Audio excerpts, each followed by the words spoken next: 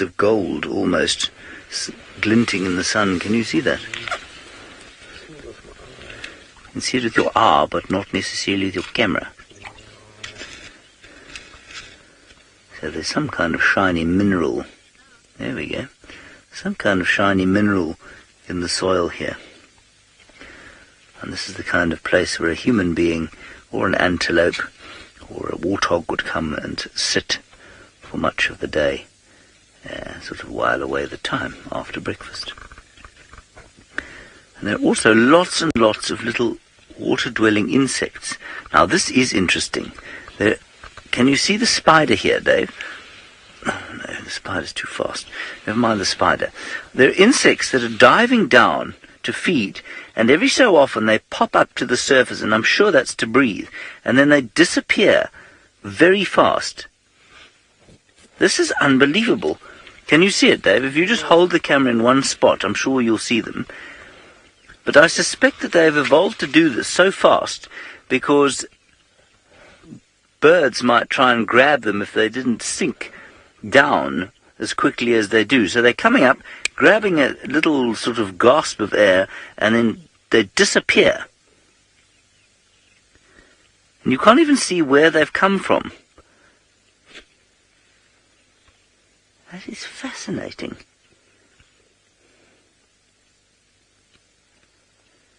Here's a little surface-dwelling water boatman. There are a couple of those around the place.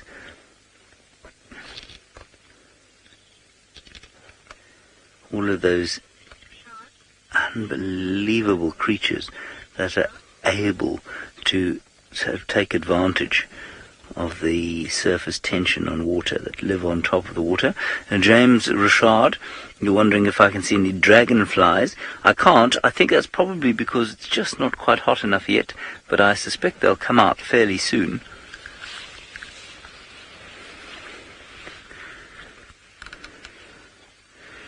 It's amazing.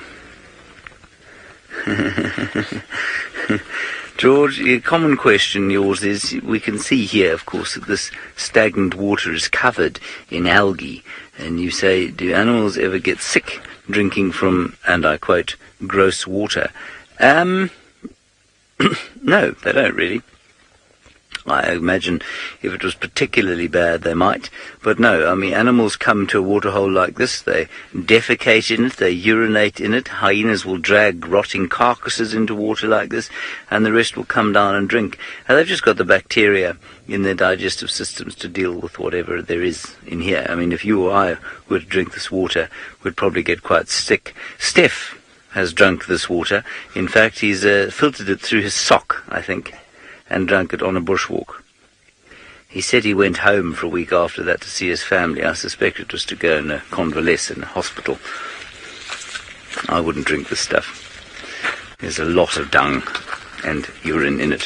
Herbert, what is the update? Nothing. Okay, keep looking. Raffaele, sorry, I missed your query. What was that? Let's do a little turn around the dam. Oh, lotus flowers. No, we don't have lotus flowers here. Lotus flowers, as far as I'm aware, only found in Southeast Asia. Is that correct? I think. We don't have them here. The closest, I guess, we'd get, and I have no idea what the biology of a lotus flower is, but I suppose the closest we'd get would be a water lily. We can have a look at a few tracks around here. See if our leopard came down to drink, but I don't think he did. Lots of kudu tracks. I'm just trying to see if there's a good one to show you. Well, here's a good one. This is a kudu track, David. And it is a kudu track that has come, obviously they were drinking here. There is the midpoint of the track, but what is interesting is how round it is. That's the big thing with kudu. They've got very rounded sides. Says David. Good. I'm glad you like that little fact. Let's see what else we have. This is all the while Herbert is just searching for the actual leopard tract. Colbert, do you want to know where water skimmers sleep? I don't know. I'm just trying to think. You know what, I suspect they probably just go to the side or to the shore, or they may actually just go to sleep where they are. In fact, that's probably exactly what they do. Because they don't sink, they probably just go to sleep or become inactive at night on the surface of the water, in the middle of the water, where they're unlikely to be picked up by any water-striding predator. Very few insect eaters will be fishing things off the surface at night. Now, we're very confused as to where on earth this leopard's gone, so we'll keep looking around here. Steve has an update for you. I'm not sure what it is. Not really. We've gone around, checked some of the roads again. No fresh activity on top of our tracks. So Herbie said just come back again and then have a look at Chelapan. So we're about to get to Chelapan, which is in the heart of Djuma. And if we don't find anything, then we're probably going to call off our little search for the morning and move on to other things.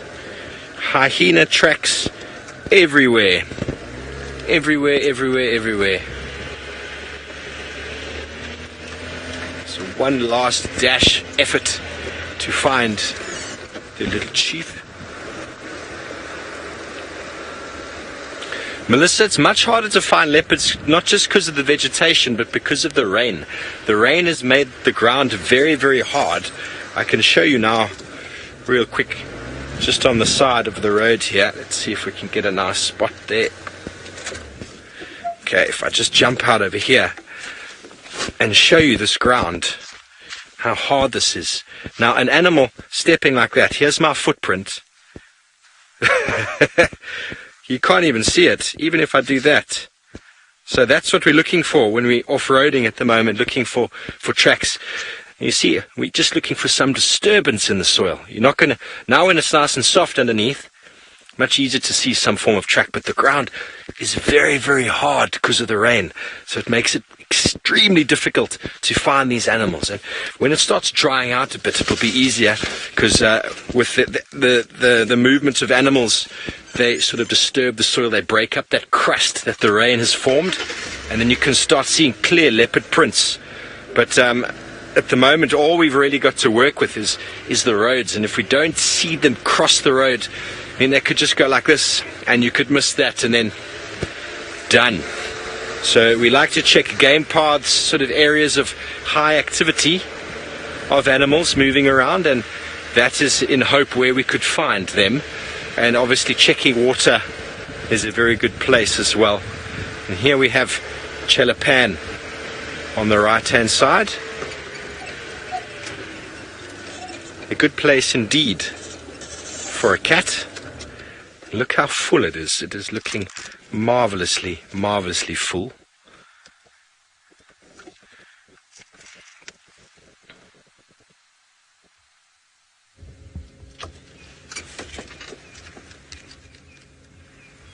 I'm going to get out and have a quick little look. Here you can see as well these game paths. See, there's absolutely no sign. You have to really look very, very hard at the ground to see if anything is there. I don't know if you can see this, Ferg. Can you see that? Mm-hmm. Now this, folks, is a hippo track, and our hippo weighs an enormous amount. And the third, only 3 toes here. 1, 2, 3 toes. But you don't see any of the foot. Just where the weight of the hippo has dug down into the ground is where you can see them. But a leopard that walks very gently, very, very hard to see. So there's a lot of guesswork that goes on here, and also a lot of experience of where animals have maybe spent some time and the general direction of that track. You know, you kind of assume he's going to go and check the waterhole, just like when we went to Twin Dams last night to see if we could find him again. There he was. So I'm going to just have a little scan around, see if there's any activity, maybe a leopard lying in the long grass. So yeah, we're hoping for it to dry up soon. Well, I'm not hoping too much because I like actually the vegetation growth. Warren, there's not too many other ways to track an animal. I mean, there are signs, like elephants, if they'll drop branches, dung. Buffalo, you follow the dung trail as well as the smell. But it's very difficult to track an animal without seeing their footprints. Unless you have a GPS collar on them or some form of device, you can follow them. But I find that to be rather intrusive for the cat or for the animal. But it's all about tracks on the ground and signs. So scent marking. And then another way is if you know where the animal was, is to just go and check the water points, and invariably you might be lucky. But without finding tracks, it makes it quite difficult. So let's go to Brent back at Chitwa and see how his tracking is getting along.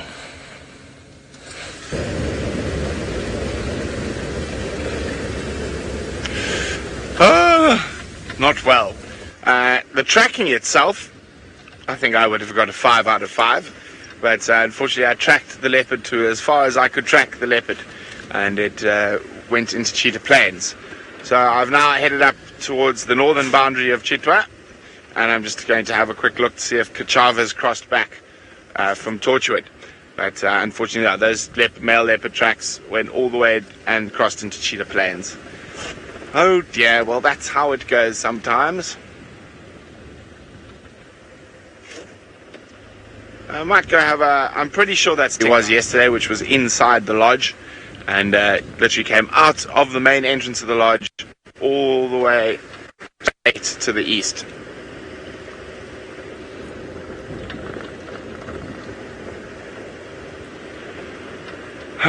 So I think if we get no joy along here,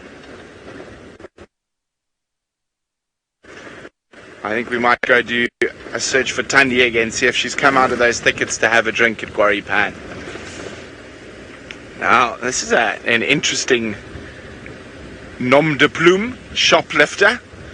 I'd like to know what is the most interesting animal experience I've had. Sure, that is a very difficult question to answer. I mean, I've been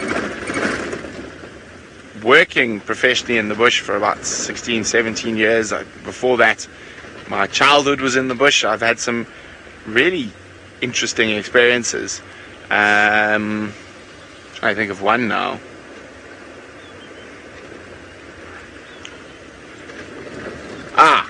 Yes. Well, I've had an elephant sniff my hair, lifted right up. That's been quite an interesting one. I've had that actually happen a couple of times with big ellie balls. Twice on foot.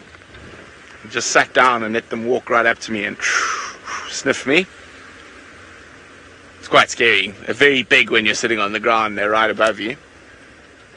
But yeah, lots and leopards. I had wild dogs sniff my camera lens while I've been lying in the road. Quickly to James. We've got him here, a leopard. I'm sure it's Hosana. I nearly stepped on him. Oh, this is just too special. Let's follow him a little bit. I just want to quickly tell Herbie. Herbie, hinayon. Hiko. Let's follow slowly. He was on this termite mound. I walked right onto the top of it. He must have been watching us, and I thought to myself, he's probably on this termite mound. This is thanks to Herbert. He found the tracks coming up this direction. This is just fantastic.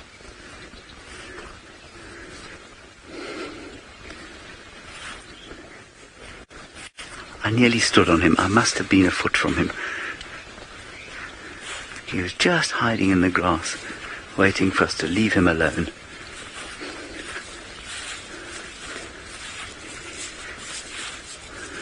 Just saw him floating through here. And we need to get Steve. Just tell Steve, Kirst, if you can. I think Herbie's also trying to get hold of him. He needs to come along Philemon's cut line, sorry. I'm sure we'll be going towards this termite mound. We just need to get Herbie's great eyes up here. It's not him on the ground, is it? No. I'm just going to bring Herbert up here with me. I think he's heading towards that termite mound or just down there.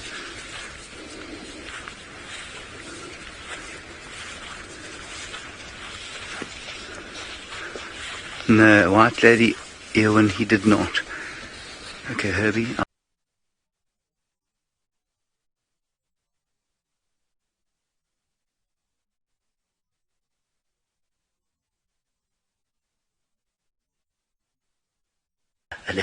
I'm sure it's Hosana. I nearly stepped on him.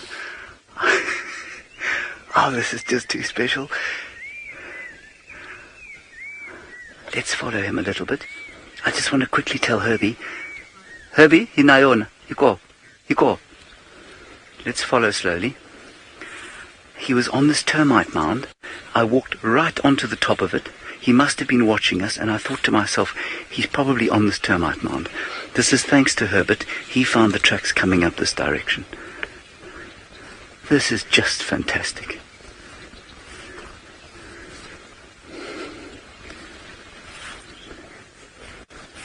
I nearly stood on him. I must have been a foot from him.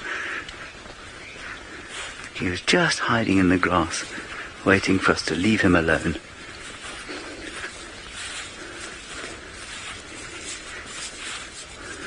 Just saw him floating through here. And we need to get Steve. Just tell Steve, Kirst, if you can. I think Herbie's also trying to get hold of him. He needs to come along Philemon's cut line, sorry. I'm sure we'll be going towards this termite mound. We just need to get Herbie's great eyes up here. It's not him on the ground, is it? No. I'm just going to bring Herbert up here with me. I think he's heading towards that termite mound or just down there.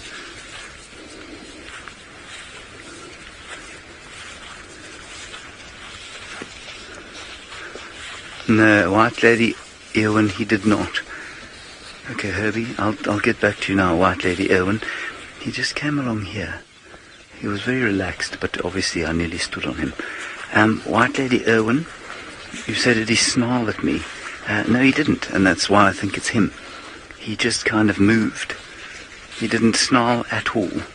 Obviously used to us on foot. I think we need to get up onto this termite mound and see if we can't get a view. The grass is so long here. Now the trick is to try and keep your distance, but at the same time keep him in view, because you don't want him to feel like he's being harassed. He could easily be on this termite mound. And a vehicle in this case obviously is much better than us on foot. He's here. Herbie's got him. Sorry, boy. Let's go straight up the termite mound. Oops, daisies.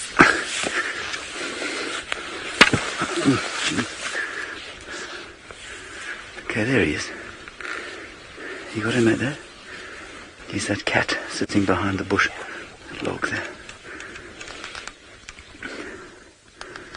See how he's hunched his shoulders away? Okay, I think we need to get Steve in here.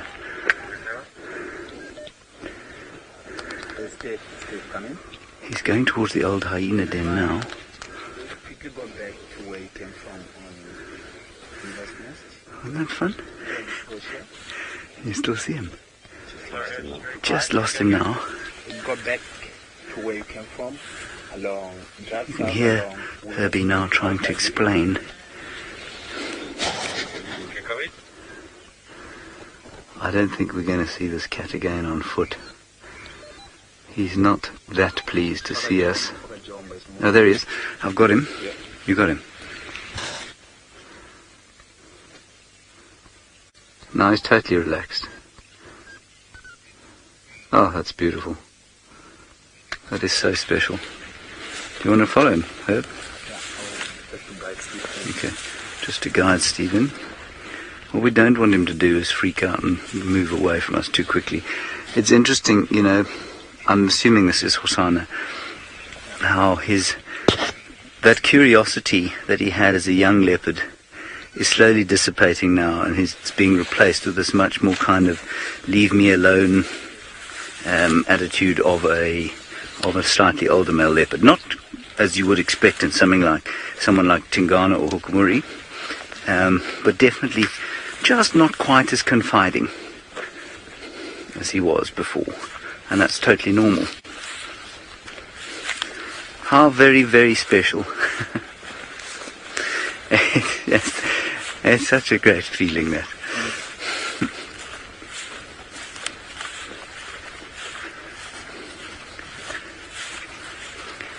It's always when you don't expect it. James, it is. I said it's such a great feeling, and you say it must be so rewarding. It is rewarding. I mean, there was a huge amount of blind luck in it, because I nearly stood on him, but Herbie's spotting of the tracks was, I mean, nothing short of miraculous. Yeah, we've lost him again. Steve is very close, so I'm sure Steve's going to pick him up. He's not a leopard that's afraid of vehicles. Okay, let's go to Steve. He's not far from here. We'll just see if we can get one more view, and maybe Steve will be lucky.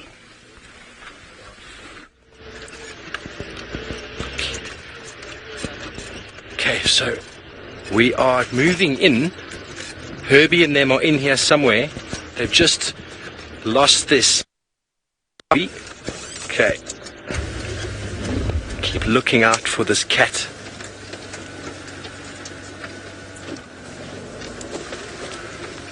Okay. He might be just here by this termite mound. Let's go around this way. Keep your eyes peeled, Fergie.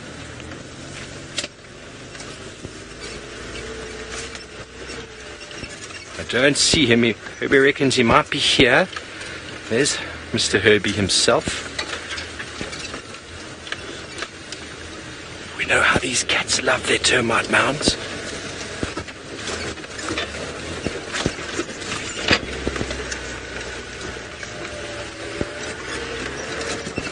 Amazing that they're able to follow him like that on foot. Leopard on foot is a very special thing. I apologize for my eye contact, folks, but I'm trying my absolute best to find you a cat. Okay. Thanks, Herbie, I got it. He's running. Why is he running? I wonder why he's running. Thanks, Herbie. James. We've been on his trail all morning, and it's just here. I wonder what he spotted there.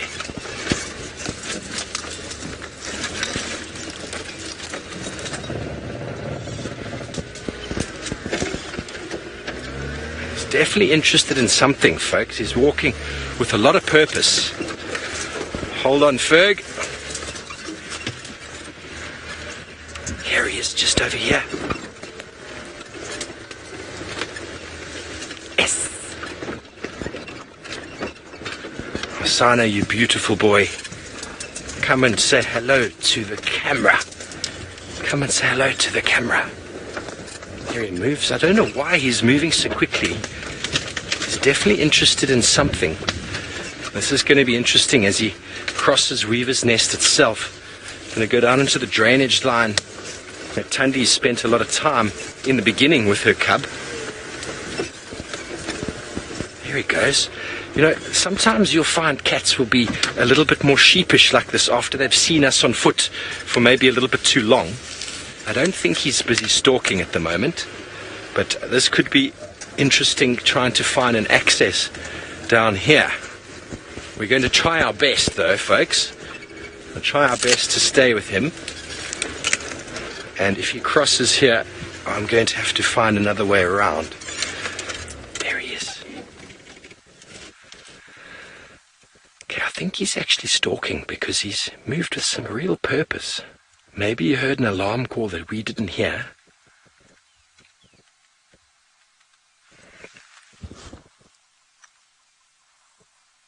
Doesn't seem to be at all the effect of seeing Herbie and James.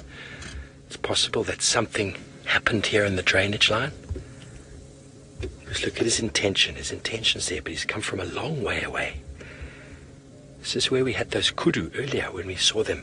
We spoke about the kudu disappearing into the drainage depression. He definitely seems to be very interested in something.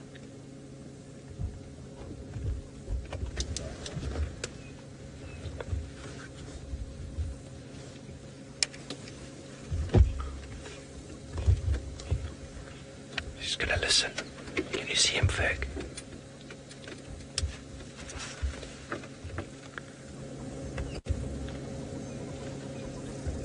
He's listening. We're listening.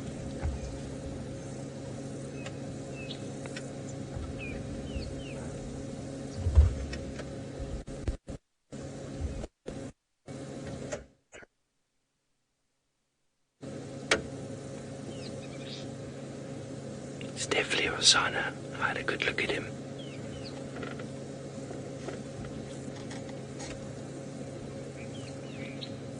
Definitely something piquing his interests there.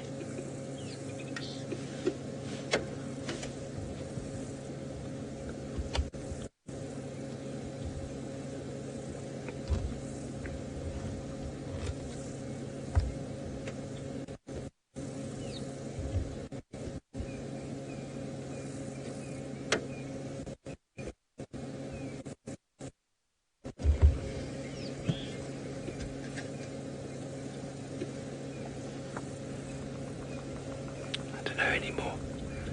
Doesn't look as interested as he did.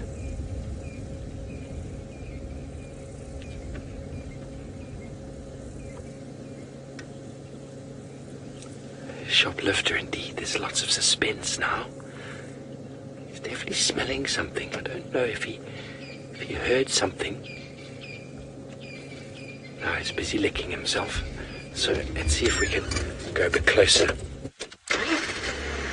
No. Okay, well, while we try to get in a better position, let's go to Brent with a very cool raptor.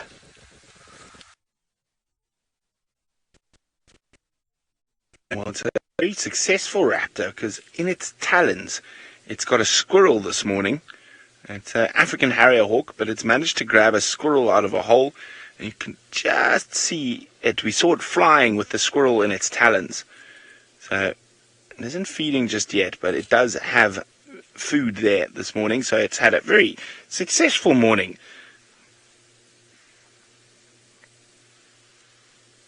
Haven't you, harrier hawk? Now we see them hunting a lot.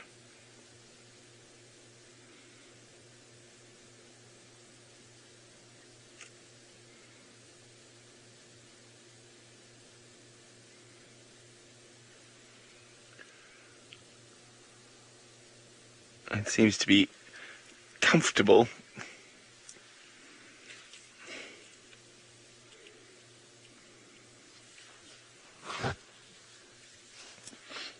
Now, of course, raptors are the hunting birds, Romit, but what bird is a great hunter apart from the raptors? Well, any of the herons are great hunters, and it depends what you define as hunting. They're hunting insects, and drongos are expert at that. So all of them have their little niches.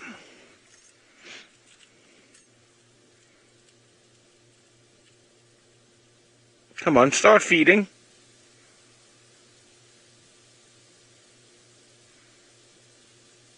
Looks like it knows it's got a nice meal, so it's not in any rush to start tearing apart that carcass. Now we've left Chitwa, and the sun is getting warm, so that's why I say I want to do one last cruise past Quarry Pan, hoping that Tundi has got thirsty.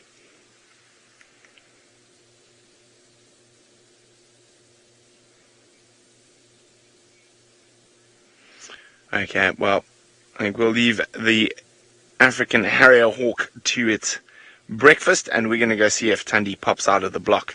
In the meantime, James has got a flutterby. Yes, a small flutterby. This one a red tip, I think. They're actually quite deceptive, these butterflies, because although they're the tips of their wings supposed to indicate the species that they are. This one's got sort of reddish tips. There are all sorts of other identifying features that you're supposed to look at. But I think he's a red tip. He looks orange from the back like that. But as soon as he opens his wings, you will see that they are red on the tips. And so we're going to call him a red tip. We're not too far from Hosana and Steve. And by the lack of vehicle sound in my ear, I'm pretty sure that he's calmed down and relaxed now. He definitely got a bit of a fright the third time we found him, and what was most interesting, and the reason I'm talking about this is that I don't know anything else about this butterfly, is that he walked from termite mound to termite mound. So I disturbed him off a termite mound. There goes the butterfly. And he then, predictably, obviously in hindsight, went to another termite mound where we found him. And then we came to the next termite mound where we found him again. And that is obviously because the grass is so long he cannot see when he's moving through it. He must get height in order to see what's going on. And it's an important lesson for us to learn if we're looking for leopards in this kind of environment. Termite mound to termite mound is probably the best way to go. Very interesting.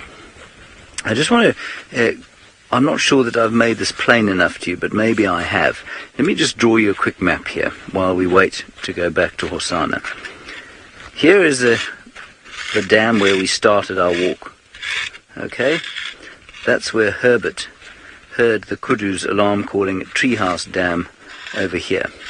Now that's a distance of about a mile, I'd say, as the crow flies. All right? So we walked down here slowly. It took us an hour over the course of the morning, just, talking about different things to get here. And there's a road that runs along here.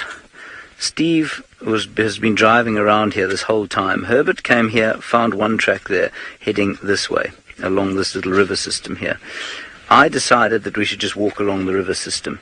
Herbert said, no, I can't see any tracks here, let's not go that way. And I thought to myself, come on. We've been trying this for so long. Obviously, he's going that way because he must be going that way. That's where his legs were going. That's where his tracks were going. Herbie said, no, let's look at the water. So we looked down at the water, didn't find any tracks there. He found one track over there. And then Herbert did a circle around here. And I said again, let's go down there. I'm pretty sure he's gone down there. Herbert said, no, let's go up north because the kudu were looking down there. Steve said so. He found one track over here in the block. Not on a road, not on a patch of sand, in the middle of the grass. And then he walked down to the neck to termite mound here, and I saw termite mound low one here, and Dave and I walked here, and that's where we found him. And then we walked from termite mound to termite mound, and he's now around over here. Now, I've been catching up a little bit on my classical guitar of late, and I've been watching some classical guitarists, and I know it doesn't sound like a related story, but it is. And there are a few masters of this instrument, and one of them is a chap called Julian Bream. He's an old guy now, and he's an old master. But watching him play gives you the impression that he has practiced this instrument for hours and hours every day. He hasn't just picked it up for an hour every so often. He's crafted it over the course of decades, not just years, decades. And he is now and always will be one of the premier classical guitarists there's ever been. Herbert has honed his skill in the same way. The skill that he brought to bear on this little situation here is decades worth of experience and love brought to this activity. This is not just a job for this man. This is it's a calling, it's a vocation. And to have pulled off what he did here today, it really is, to my mind, I would never have been able to do it. After 17 years in the bush, look, I've never been particularly fascinated or enthralled by tracking. I don't know anybody else with my level of experience in the bush who could have pulled this off in the same way that he did today. It really is, it's a special thing. Okay, let's go back to Herbert's quarry, aka Hosana, just over there. Indeed, Herbie is an expert tracker. I'm really happy with the teamwork we put in this morning, and that all the gut feelings that we had and the directions we put in place with regards to potential movements of this cat actually worked out very, very well. And he has been staring into the bushes there since you last were with us. We have no idea what he's seen or smelt, or maybe he can just hear something. I don't know, but I mean, he ran a good 80 to 100 meters to get to where he is now. And the kind of running he was doing is, to me, an indication that he heard an alarm call. Something that attracted him, because he wouldn't have seen it. He wouldn't have smelt that. It would have been like a bleating sound made by a duiker, perhaps, that's been killed. Maybe another leopard in the area, for example, Tundi, might have killed a duiker, and that noise it made. And he's moved in the area to try and maybe steal it from her, which is something I'm sure he would do if he gets the opportunity. His surrogate mother. Wouldn't Brent Leo Smith be upset if we found Tundi here? Snazzy, did you see him limping? I didn't see him limping. I saw him running, and the grass is very wet, so he didn't quite I don't think he liked the moisture of the grass. I think that's why when you saw him moving, he was jumping around, because the grass is very, very wet. My legs and feet are testament to it, and I only walked through a very short space. I wonder how James's new oiled shoes are treating him in the long, wet grass. You hear the rattling cesticular off to our right-hand side.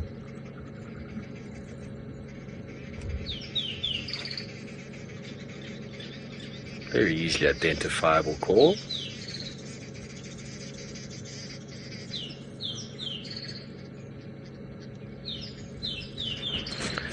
Lioness, Hosana's not at a breeding age yet. Of course, he's a threat to Tundi's cub, but the reason why leopards will kill cubs is to bring the female into estrus, but he's not at a breeding age yet, so I don't think there's any interest for him in mating. He just wants to eat and stay under the radar as long as possible without causing too much trouble. So I don't think he's a threat to Tundi's cub. I mean, he's been tolerated around her for some time, but you never know what could happen out here. I wouldn't think he would. He's not scent marking. He's not at a breeding age. I mean, a leopard, I believe, has to be at least 3 to be at least breeding ready. A male, anyway. So there's no interest on his mind as of yet. He just wants to get by. But what are you seeing, boy? There's some squirrels just ran down the tree. I wonder if he's going to try and hunt one of them. That's piqued his interest. Let's watch his poised body. See if he explodes down the bank. Maybe this entire time he's been just waiting for squirrels to make the wrong move. Guy's repositioning himself.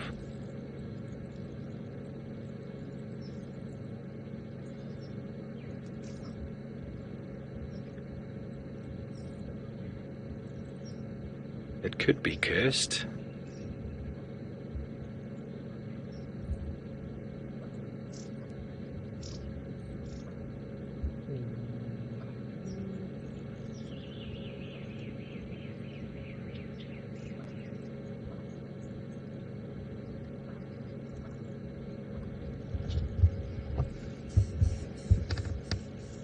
Good morning, ladies and gentlemen, to Sabi Sands Djuma in Greater Kruger National Park, South Africa. We have got a male leopard of about 2 years of age that is very interested in something going on down in the drainage river depression here. He's been poised and his body is very, very tense as he's prepared to launch himself. We weren't sure for the longest time what it was he was looking at, but we suddenly saw a couple of squirrels make a movement down the tree, and that's possibly what he could be after. We were with the same leopard last night, and he killed a scrub hare right in front of us. That was magnificent. Please send your comments through on the chat below. Your questions, let us know how you're doing, let us know where you're from.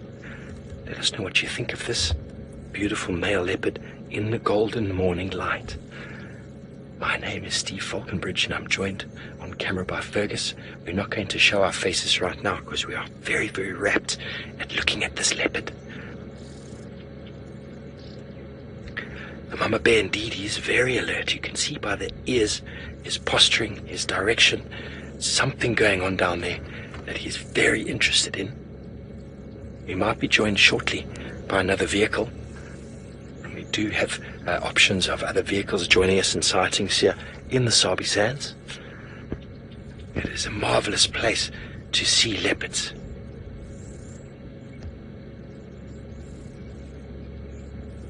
Alicia, yes, leopards, I have seen them do that sort of wiggle as the whole tail and the whole body sort of moves before they launch themselves at whatever it is they're going for. But it all depends exactly what they're going for and if the animal is coming closer to them. But yes, very, very similar sort of posture.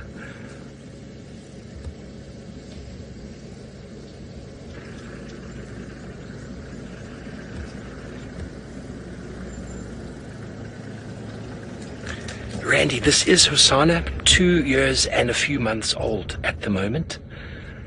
He's my favorite leopard. The little chief is what Hosana means. And I don't know what he's seen. Ferg, have you seen anything else down there? I haven't, but he's certainly interested. Don't think that scrub hair is going to have given him too much of a full belly. He's moved a fair few kilometers from last night. We've been tracking him for a good few hours, following the alarm calls of Kudu gave him away, and we've been spending time in that area for the last 2 hours seeing if we can find him. And James and Herbert on bushwalk managed to bump him on foot and then called us into the sighting, and we've managed to then find him again and follow him down into this little depression.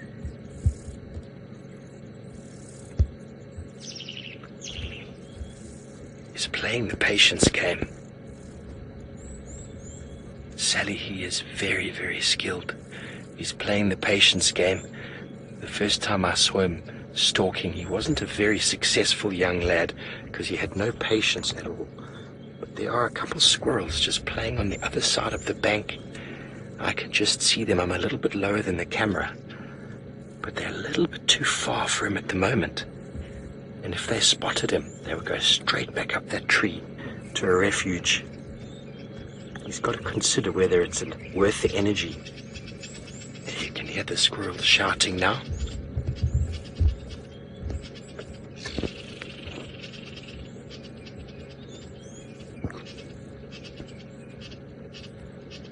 Possible they've spotted him. Wonder if you can hear that. He's now switched his attention elsewhere. But something called him into this depression. He came running about 80 meters or so, 100 meters through the long grass. He's possibly heard something else. It's maybe another leopard has killed something. Carmel leopards will hunt whenever they can, whenever they need to, and the reason they don't hunt too much during the day is because of the heat. A lot of energy expended moving through the heat, but it is still quite cool now in the early morning. It's about 8:30, maybe 8:45 in the morning here. The grass is cool, the temperature is relatively cool. It's probably not even 24 degrees yet, and he's in the shade. He seems to be losing interest now that he's been spotted, but leopards are very opportunistic. They'll hunt whenever the opportunity arises, and also they miss a lot. They miss a terrible amount. We followed him last night and he missed at least once before we found him again. He killed the scrub hare. But it's practice and practice and practice and stealth, and they are also quite camouflaged during the day. He's still very interested though, Ferg.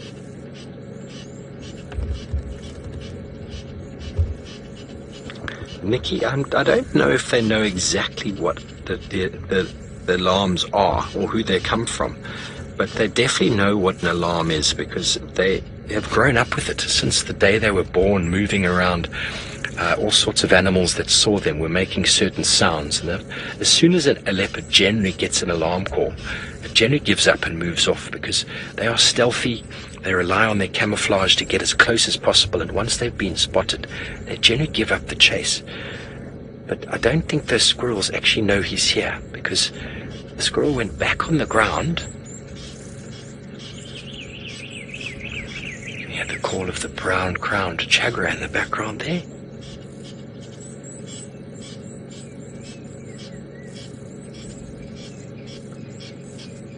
body is taut like a string, like a bow.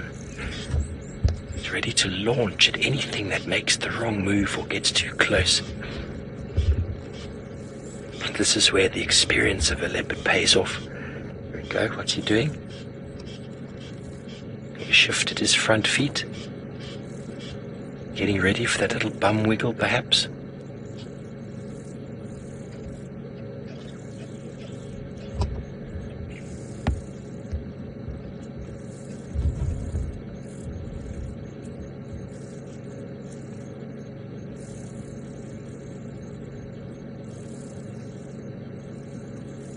Safari G, no, I don't think he's looking at a tortoise. He wouldn't be so stealthy for a tortoise. He'd just walk up to it and nose it over and start playing with it.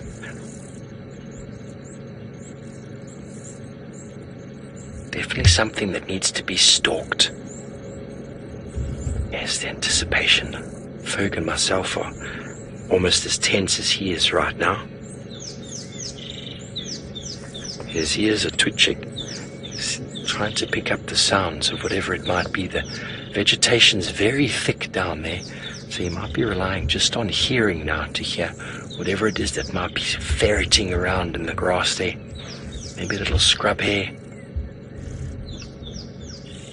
But my initial thought was that he heard an alarm call or a distress call of an animal that got caught. And then he ran into the area. Now maybe he's listening to listen to the sounds of feeding. And he'd also have to be very careful because he wouldn't want to pounce in on the kill of a male leopard, because a bigger male leopard would certainly sort him right out.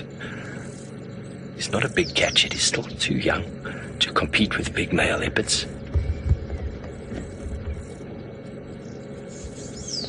So maybe that's why he's being so patient. I don't know. That is what's so marvelous about being out here. And this is 100% live, ladies and gentlemen. Anything could happen. He could just lie down now. He could suddenly jump in the bushes. Another leopard could emerge out. We have no idea what could happen.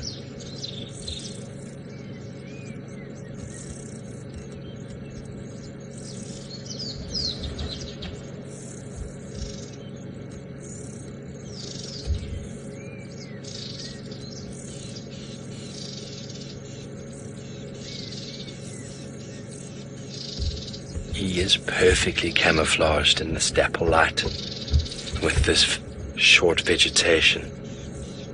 Chris, looking at him, it's hard to age, but the guides here at Wild Earth and on Djuma have been with Hosana since the day he was born, or pretty much so within the weeks that he was born, so they know exactly how old he is, because they spend a lot of time with the adults and they know when they den, when they have cubs. And Kruger was the mother of Hosana and Shongile, and a lot of time was spent with them. They are very relaxed to the vehicle and to people on foot because they've seen us from the day they were born. They kind of maybe see us as uncles, I don't know, but this leopard is very well documented. We spent a lot of time with him, and I think he turned 2 in February, if I'm not mistaken. Even a lot of the viewers back home have got calendars and date lines and timelines, and will argue if I get the age wrong, so I've got to be very careful that I get it correct. A lot of people have been following Hosana from the day he was born, and they can identify him very easily from the smallest of ID marks. James Richard sent through another ID feature for me last night, a little sort of radioactive sign just on the bottom, on his bottom above his tail, which is quite marvelous because sometimes that's all you see of a leopard is their bottom as they're moving away from you. It's not showing any of that to us right now, but we saw him before he got into this position. Well, he seems to be losing interest in whatever it is that was moving around there.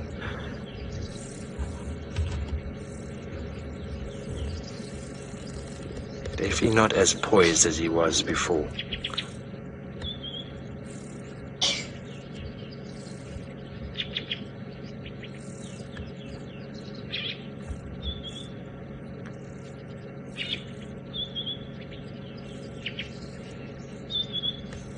Yeah, he definitely seems to have lost a bit of interest. His head's moving a lot. So if you'd like to continue watching, we are still live for another 15 minutes. So Google Safari Live, follow the show. And thank you for your participation, your comments, your questions from us here in the Sabi Sands. Have a beautiful morning.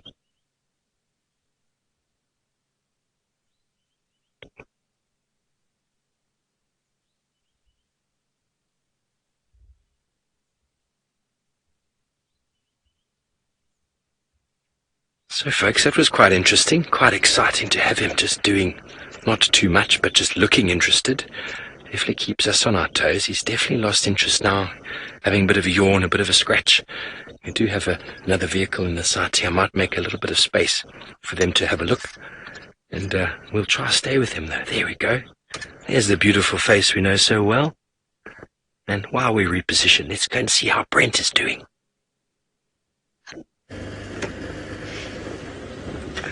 Well, we sat for a while. Hosana was stalking those squirrels. Steve was definitely not stalking the squirrels. We sat at Quarry Pan just to listen for a little bit. We saw warthog, we saw kudu, but no sign of Tundi. So I just checked another little waterhole on Quarry Pan Road. No sign of her there. I'm going to do one last dash past Buffalo's Hook Dam and maybe check towards Hyena Road and that area. So basically just checking all the little bits of water now that it's started to get a bit warmer, and hoping that something's come out for a drink.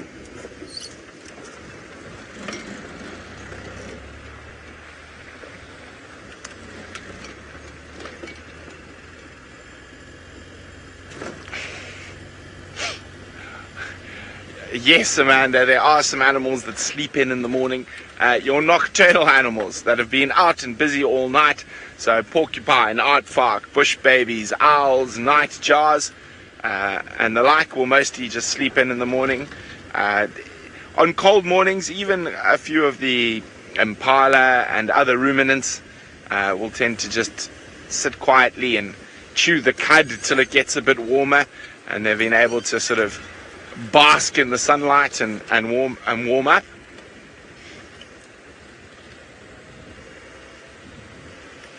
Now, here we go, next little bit of water.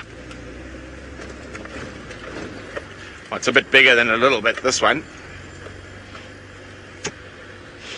No, waterbuck and a hippo.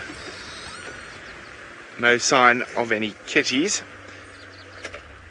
Oh, look, baby, tiny new baby Egyptian geese. Hello, guys. How many we got? It's always a bit... Apparently there were 8 the last time someone was here. So, unfortunately, they do have quite a high mortality rate. And how many can you see now? I can see 4, 7... 8. Sensor says you can see 8. So well done. Still 8 little geeseys.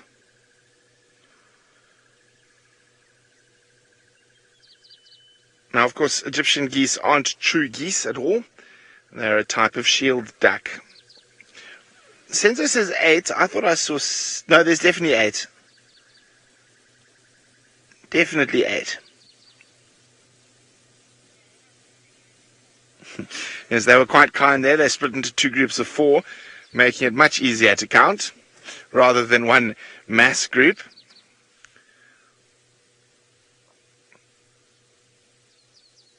But other than the Egyptian geese, the hippos, the waterbuck have already moved off while we've been watching the geese. Oh, what's that? A squirrel disappearing. Pretty quiet. His parents are doing a good job to make sure that there are still 8, and often in the first couple of weeks they'll lose quite a few of these little babies, mostly to predatory birds. Also, if Hosana was around, you'd definitely have a try at that. Oh, on top of this tree opposite me here, Sense. Don't fly away, don't fly away. Okay, there's a little, looks like a crombeck. Oh no, no, right opposite me. Opposite me. There we go, not behind us. Okay, so zoom a little bit to the left. Okay, that bush there. A little bit, right down a bit. Hang on, let me see. Zoom now. A little bit up. There we go. Hello, you. Not a crombeck. No, it is a crombeck, sorry. You can see, very easy to tell because of his lack of tail. Crombecks almost have absolutely no tail. They are very pretty little birds. Just heard them ting. We haven't seen them for a while. It is suddenly becoming very warm.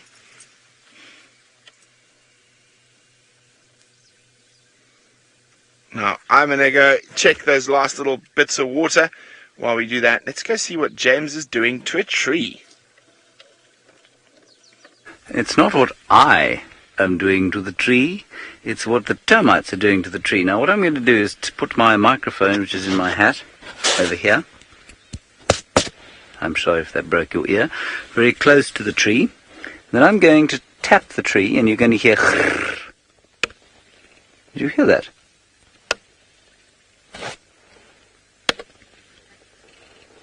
No, the rattling sound, Kirsten.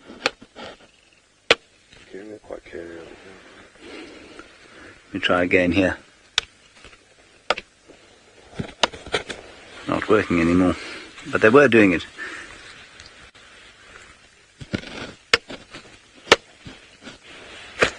There.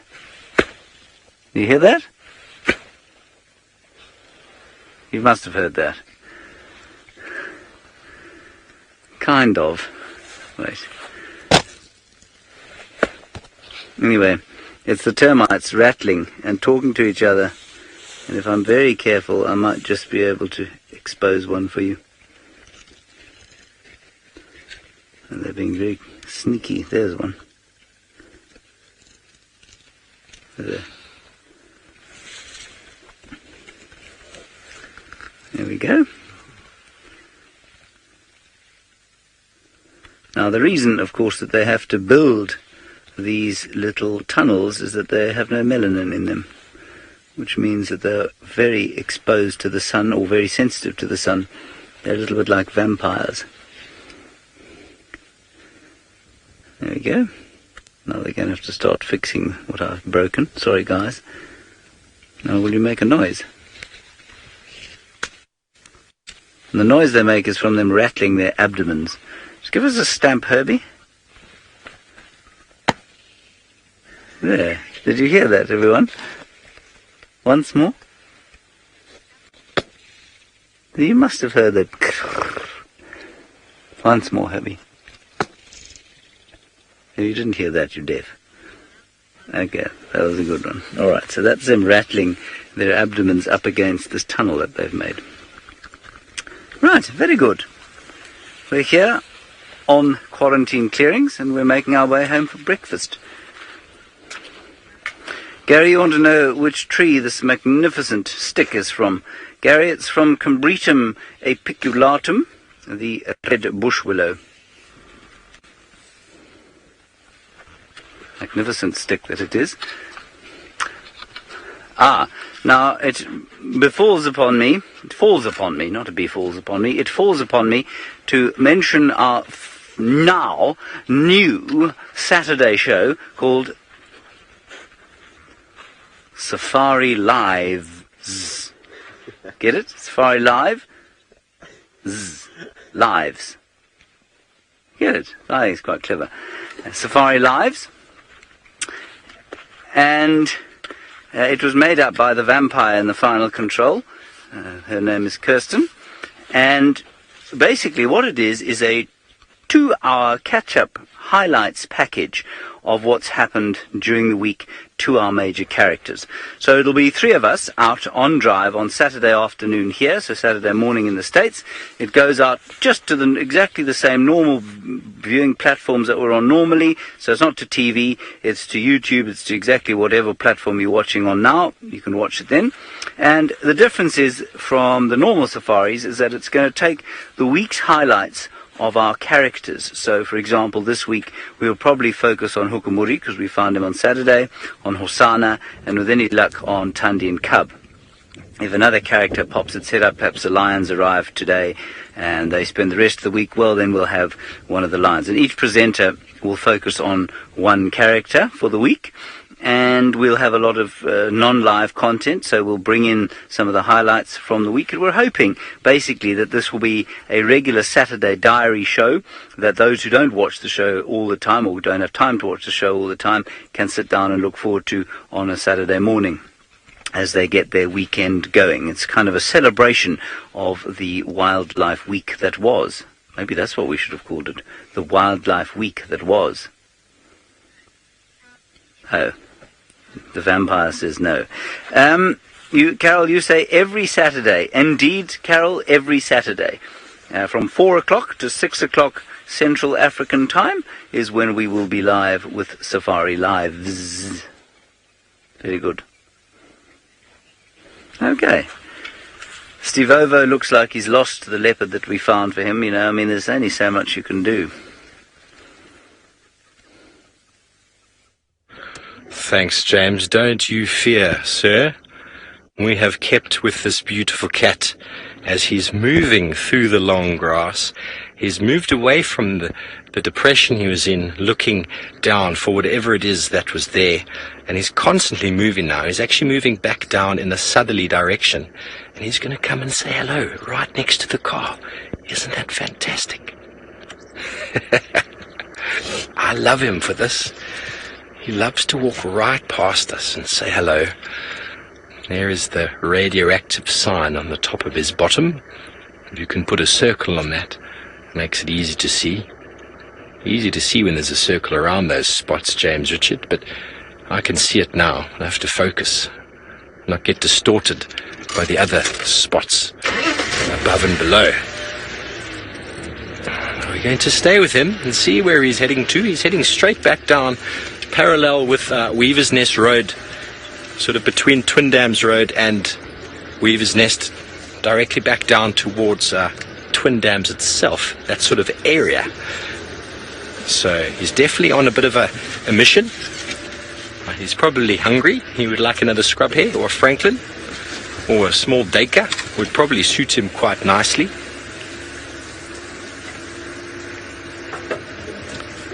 And what a feature of the Safari Lives program indeed. Hosana, the little chief. Hopefully he will stay on Djuma for some time. And so folks, don't forget that Safari Live is in line for 3 awards with the Webby Awards. Go online, check out the Webby Awards and vote for Safari Live and see how we do in that. It'd be marvelous if we are able to win a few of those. And I'm been told that James is going to do a speech if we do indeed win. So can you imagine how eloquent that would be? I would vote just for James to do the speech, but then a lot of you out there do enjoy the show, and I think we do deserve some of the accolades being put forward. So go forward there and tell your friends and family. Vote Safari Live Webby Awards. It's 3 links for each of them, or 1 link for each of them, so 3 links in total. As we stay with the little chief. So he's definitely smelling. He's interested. He's putting in a lot of energy moving through the long grass like this.